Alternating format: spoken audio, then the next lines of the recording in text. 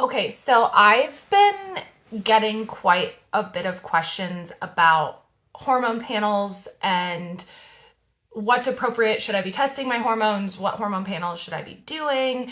All of these things, and a lot of questions about hormones in general and how to test and all the things. So it's a great question, and I love this question. And having been doing functional medicine and being in this world for a long time, we've obviously run a lot of hormone tests, hormone panels, Dutch hormone panels, which tends to be the most popular in the functional medicine realm at the moment.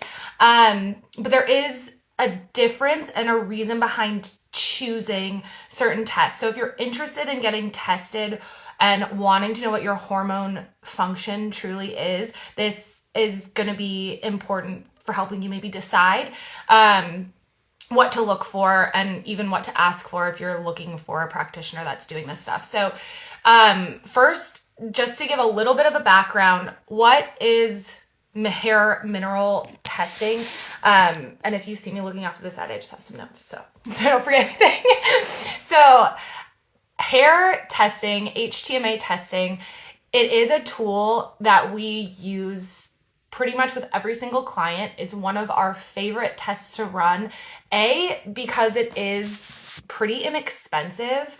It's one of the least expensive tests that you can run that give us such a big amount of information and insights. It's easy, it's painless, you can do it at home, and again, it's pretty inexpensive. So basically, it's a hair sample, you cut it out, you send it off in the mail. And the thing is with HTMA testing, with hair mineral testing, it gives us a sample of what's going on in the body for the last 90 days, which is a massive draw for us as a practitioner. Because when you do a blood test or even certain hormone panels, they'll only look at either like a moment in time or a specific span of about a day.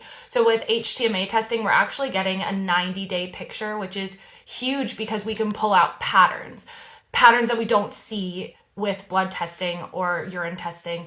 And also with blood testing and some of the other hormone panels, you're really just getting like a shot of what's happening in that moment, which could be affected by what you ate for breakfast or how much stress you've been under that week, etc. So that's a really, really interesting and cool thing about mineral testing. And then the fun thing about HTMA testing, it actually measures the minerals inside the cell, where blood tests look at the nutrients that are outside the cell.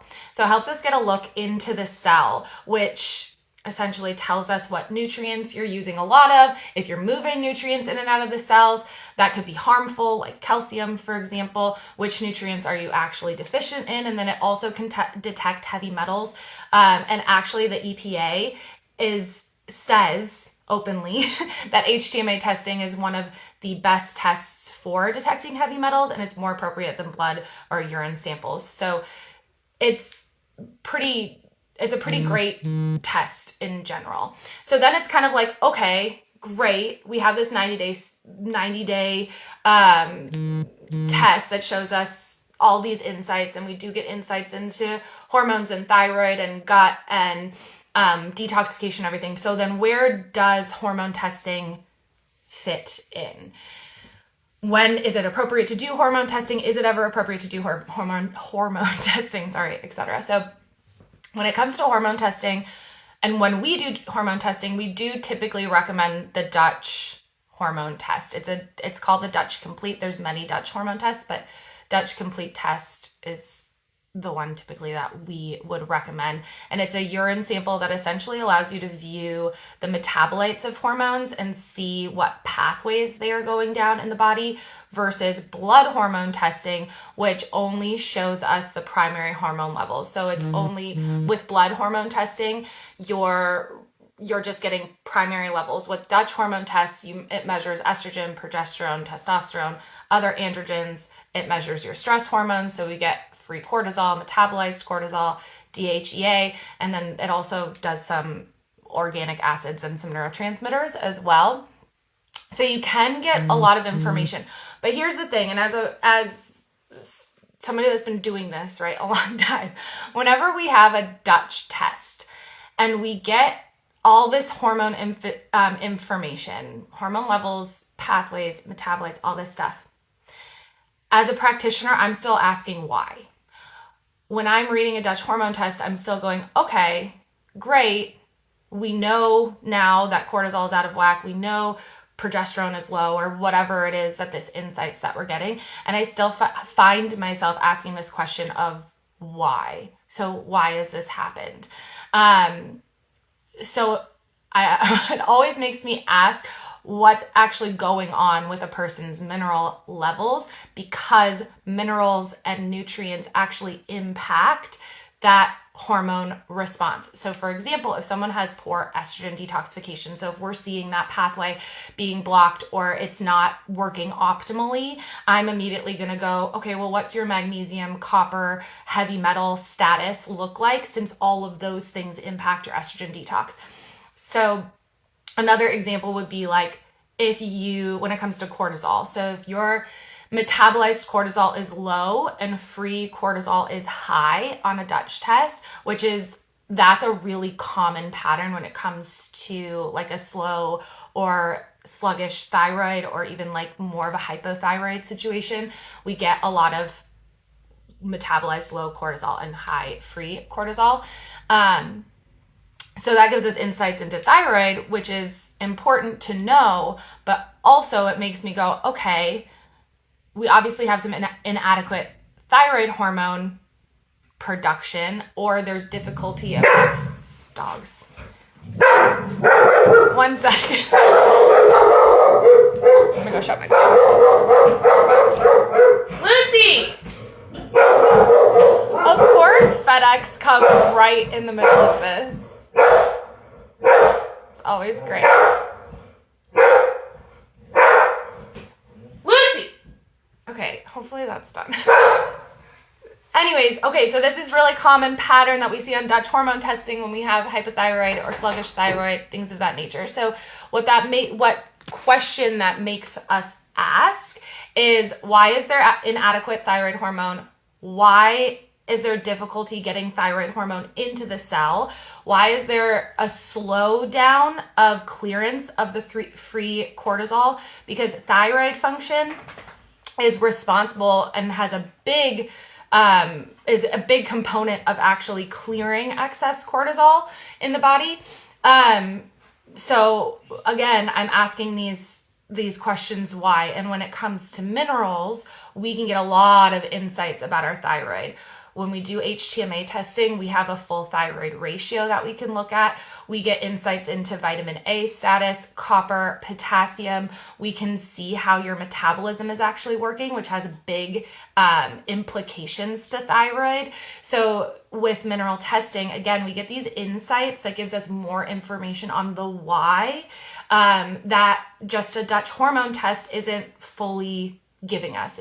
The Dutch hormone is telling us a lot, but it's not telling us that why, which is so important. So both tests, I think, can be helpful, but typically if I'm going to run a Dutch hormone test, I'm running a hair mineral test right alongside with it so that I can get a full picture. And a lot of the times the hair mineral test really wins out for me, and not a lot of times, 100% of the time, the hair mineral test will actually win if I'm looking at weighing my options between what testing I really want to do.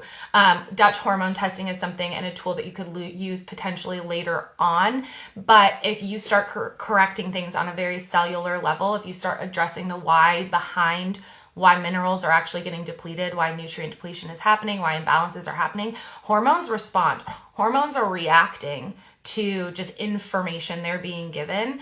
And so when you can correct the whys, you oftentimes don't even need to go down the path of really focusing hardcore on hormones. Something else to consider is the cost here. So we have Dutch hormone testing, which a Dutch complete is somewhere in the range of $400 to $500, whereas a HTMA test is in the range of about $100. So it's very different. And again, I think we get more from it, at least from a practitioner's point of view, with HTMA testing than I would with Dutch hormone testing. A lot of the times practitioners will use hormone panels, Dutch hormone testing, etc., in order to determine what type of hormone replacement that they're going to give, which again, with HRT, with hormone replacement therapy, we're not addressing the why. We're not going deeper. We're not digging deeper. We're not doing those things. So sure, it's an option, but it's a total Band-Aid option. And then there's a whole slew of other things that come with that. But that's typically why you would do a hormone panel in the first place, if you didn't want to know the why. So that's the difference. I hope that's helpful. But if you are choosing to work with someone in the functional space, ask them their reason, like, why do they do hormone testing? What's the purpose behind it? Like, what are they going to do with those results that's going to help you get to that why? Because just telling someone they have low progesterone or high estrogen or high free T or high free cortisol, that's great information, but also what are you going to do about it? What are the things that are going to get addressed? Why have those things happened? And if there's no answer for that, or if they want to run 65 other tests in order to determine that, or if they're just giving you supplements based on the fact, oh, you have high cortisol, here, take this supplement, that's not ideal. That's not what we want to be doing when we're addressing root cause issues. So, yeah. So that's why we choose HTMA testing. That's our go-to. That's the one we're going to recommend for every single person that we work with in whatever capacity it is that we're working with, whether you're like high touch one-on-one support or you're doing mineral revival, HTMA testing.